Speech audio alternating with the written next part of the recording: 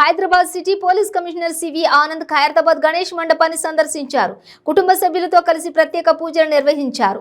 ఈ సందర్భంగా Hyderabad city police commissioner CV Anand కి గణేష్ మండపం కమిటీ సభ్యులు శాలువాలతో సన్మానించారు. అందరికీ నమస్కారం.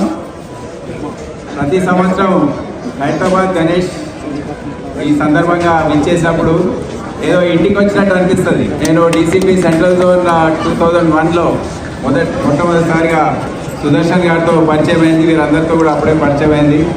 ప్రతిసారి ఈ హైదరాబాద్ గణేష్ అనేది మీకు అందరు తెలుసు. ఇది ఒక ప్రత్యేకత. పొడుగులో మొత్తం ప్రపంచంలోనే అతిపెద్ద గణేష్ విగ్రహం అని ఇక్కడ కాంపిటీషన్ లాగా పెట్టి చేస్తుంటారు.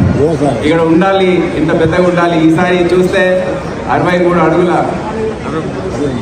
విగ్రహం. ఇది ప్రత్యేకత ఏంటంటే గత సంవత్సరం మొట్టమొదటిసారిగా ఈ హైకోర్టు ఆర్డర్స్ వచ్చిన తర్వాత ఈ మట్టి విగ్రహానికి షిఫ్ట్ కావడానికి వీరే ముందుకు వచ్చారు. అందరూ మీరందరికీ నా అభినందనలు తెలియజేస్తున్నా.